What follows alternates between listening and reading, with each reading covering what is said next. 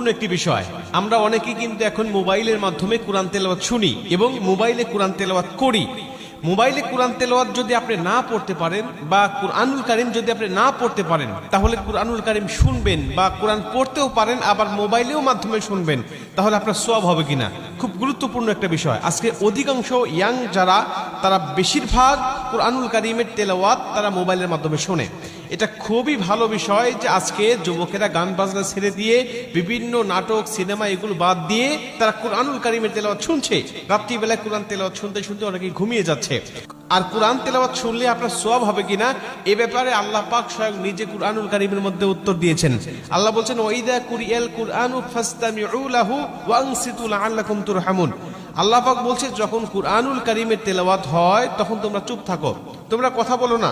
ওয়াইদা কুরিয়াল কুরআনু ফাসতামিউ লাহু ওয়া আনসিতু লাআল্লাকুম তুরহামুন, এবং মনোযোগ সহকারে তোমরা শ্রবণ করো, আশা করা যায় যে আল্লাহ পাকের রহমত তোমাদের উপর বর্ষিত হবে। আল্লাহর কোরআন আপনি শুনবেন মোবাইলের মাধ্যমে হোক আর কারো কণ্ঠে হোক আর সামনাসামনি হোক, আপনি যখনই কুরআনুল কারীমের তেলাওয়াত শুনতেছেন তখনই আল্লাহ আপনার উপরে রহমতের বাড়িধারা বর্ষণ করছেন। অতএব মোবাইলের মাধ্যমে আপনি কোরআন তেলাওয়াত শুনতে পারবেন, এটা হলো প্রথম নম্বর কথা।